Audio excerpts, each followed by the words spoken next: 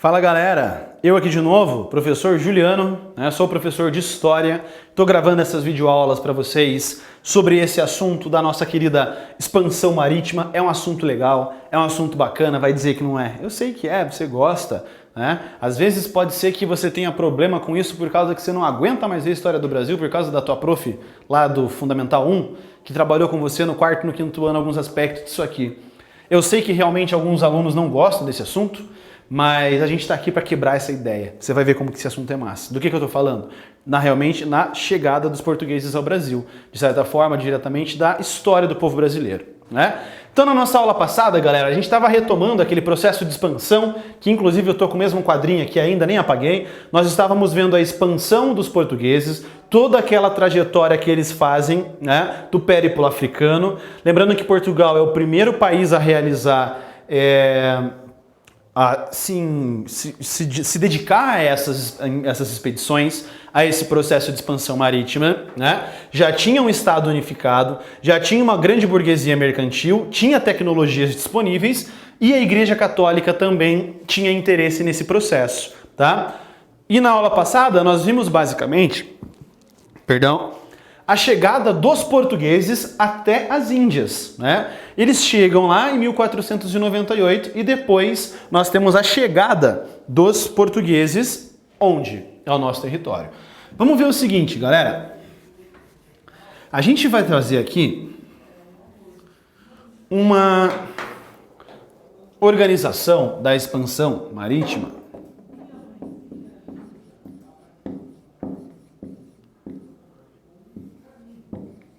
só para você entender algumas coisas importantes, tá? Vem comigo. Primeira coisa, 1492. O que acontece em 1492? Chegada de Cristóvão Colombo à América. Então nós temos o descobrimento da América. Depois disso, galera, o que acontece? Um ano depois, 1493, é assinado o documento da chamada Bula Intercoetera. O que a Bula Intercoetera dizia, pessoal? Ela dividia o mundo entre Portugal e Espanha. Assinado esse tratado já no ano de 1493. Só que qual o problema? Esse tratado da Bula Intercoetera não possibilitou terras novas a Portugal. Então, um ano depois, em 1494, nós temos a assinatura de um tratado chamado Tratado de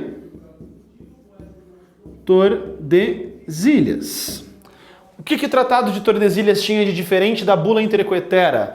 A Bula Intercoetera era um tratado feito a 100 léguas das ilhas de Cabo Verde. O Tratado de Tordesilhas, ele é um tratado a 370 léguas, que vai dividir, então, o mundo entre Portugal e Espanha.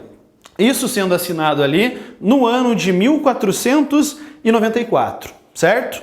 Continuando a nossa linha do tempo na vertical. 1498, o que acontece? O chamado Périplo Africano. Quem realiza o périplo africano? Isso mesmo, o Vasco da Gama, que dá origem depois é o nome do time de futebol, não é isso? Time lá que nós temos no Rio de Janeiro.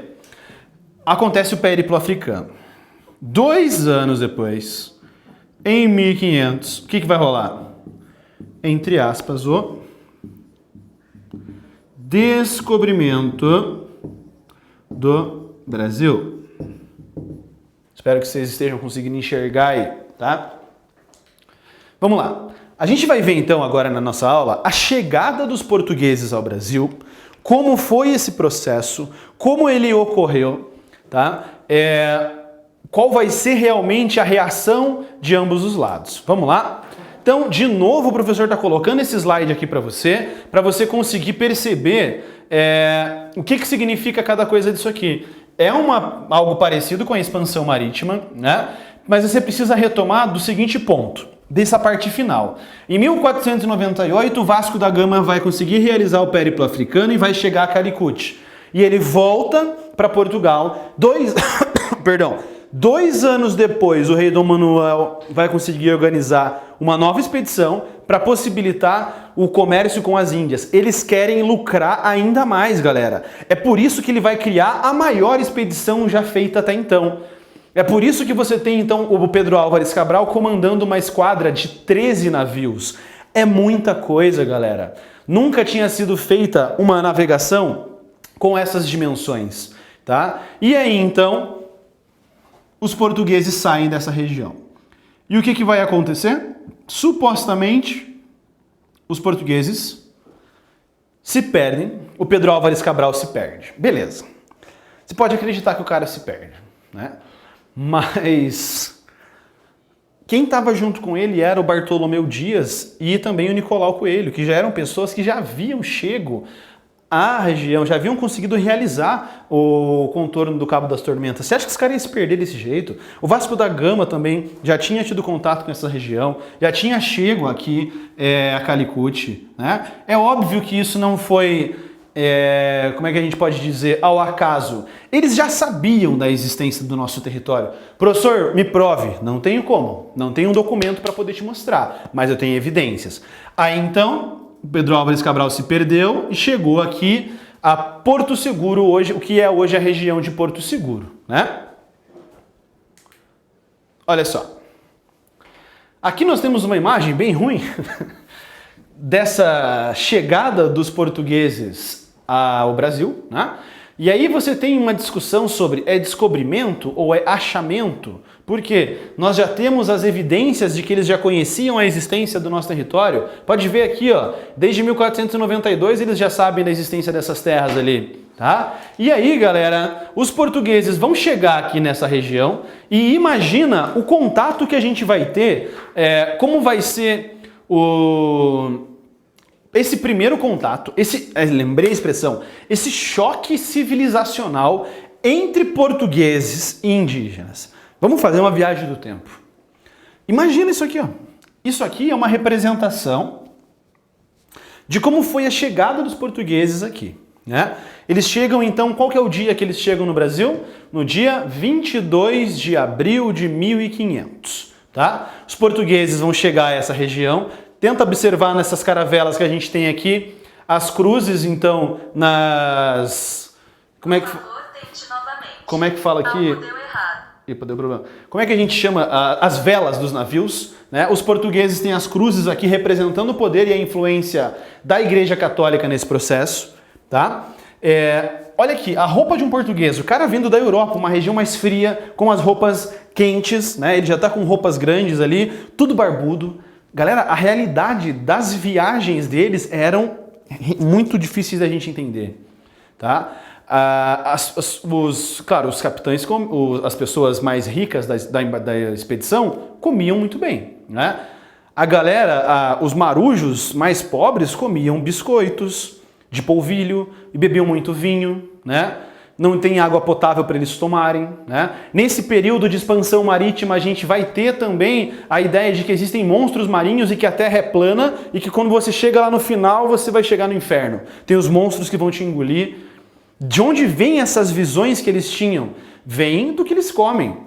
A galera tava ali, então, comendo biscoito velho, muitas vezes que rato fez xixi, urinou ali em cima e tal, apodrecendo, já bolorado, mofado. Aí o cara vai lá, come um biscoito desse, aí vai bebe um monte de vinho, aí o cara fica doidão, aí ele tá no navio ali balançando, ele vai na beira e ele fala, tô vendo o dragão, tô vendo os animais diferentes.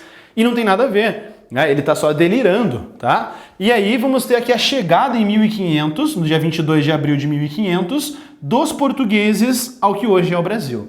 Nós temos um choque civilizacional muito grande. A civilização europeia tendo contato com os indígenas, né? E aqui, galera, nós temos o primeiro documento escrito sobre o Brasil, que é a chamada Carta de Pero Vaz de Caminha, tá? A Carta de Pero Vaz de Caminha, galera, ela ficou perdida, né? O que é essa carta? Ele era um cara que estava ali junto com o Pedro Álvares Cabral na embarcação, que tinha a função de descrever para o rei de Portugal o que ele fosse encontrando no caminho. E ele vai fazer descrições do que ele tem aqui, né? Essa carta ela se perdeu até o ano de 1817. Até 1817, acreditava-se que a chegada dos portugueses ao Brasil tinha sido feita no dia 3 de maio e não no dia 22 de abril. Depois um padre lá da igreja vai descobrir a carta de Pedro Vaz de Caminha e vai dizer, não é 3 de maio, é dia 22 de abril, tá? E aí ele vai mostrar e vai comprovar que não era no dia 3 de maio essa chegada.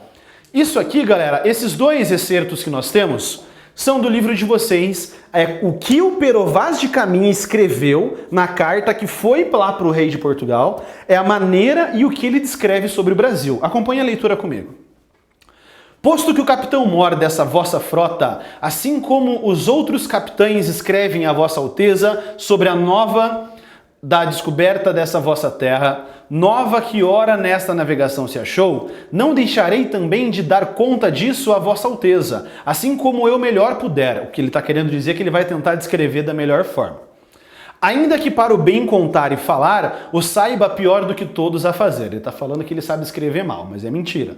Quer dizer, mais ou menos. E nesse dia, ao final do dia, aqui ele já está falando de quando eles chegaram, tivemos a visão de terra, seja primeiramente de um grande monte. Então ele está falando, eles estão no barco, eles estão chegando, eles viram um grande monte, muito alto e redondo, e de outras serras mais baixas ao sul dele, e de terra plana, com grandes arvoredos, ao qual monte alto ao capitão pôs nome, o Monte Pascoal. Eles colocam o nome desse monte que eles estão vendo de Monte Pascoal, porque eles chegam aqui em abril, numa época próxima à Páscoa, por isso Monte Pascoal.